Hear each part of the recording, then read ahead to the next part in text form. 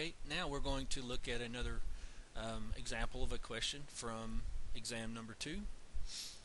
Here you were asked to determine the formal charge on each atom and then determine which one would be the better structure, the one on the left or the one on the right, and why.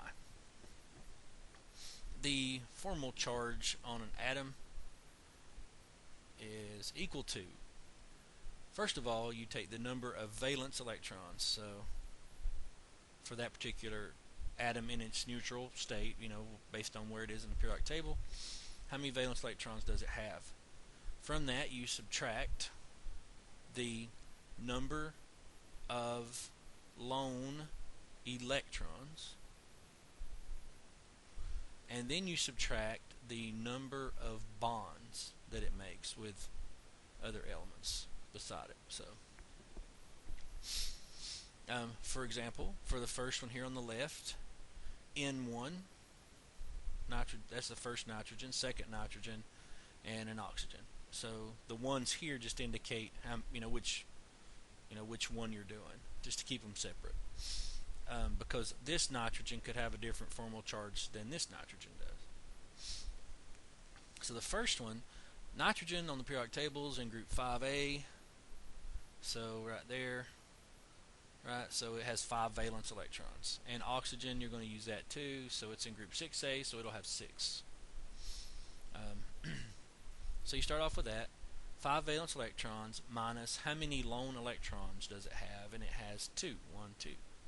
So 5 minus 2 minus how many bonds does it make? 1, 2, 3. So this nitrogen has 5 minus 5 is, so that charge on that one is 0. For nitrogen number 2, it has, of course, 5 valence electrons, but no lone electrons, and it forms 4 bonds. 5 minus 4 is positive 1. So this nitrogen is plus 1. Oxygen, in this case, has, well, remember, 6 valence electrons. It has 6 electrons that are not bonded, so there's 6 lone electrons, and 1 bond, so its charge is negative 1. Over here, you have a nitrogen, nitrogen 1. Remember, nitrogen having 5 valence minus 6 electrons that are not bonded, so they're lone electrons, and it makes 1 bond. So that is negative 2.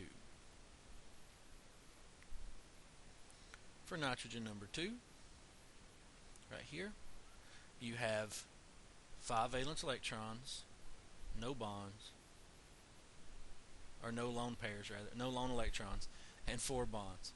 So you end up with a positive 1.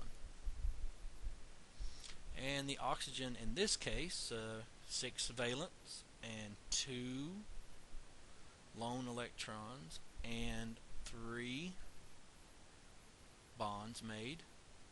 6 minus 5 is positive 1. So you have a negative 2, a plus 1 for that nitrogen, and a plus 1 for that oxygen. So when you look at these, on the left, these atoms' formal charges are closer to 0, particularly because of this nitrogen N1.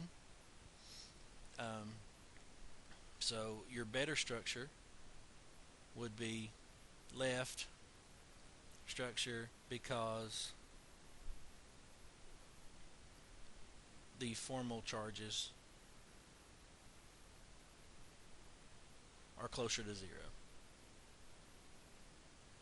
So it has more atoms with the formal charge closer to 0 than the one on the right.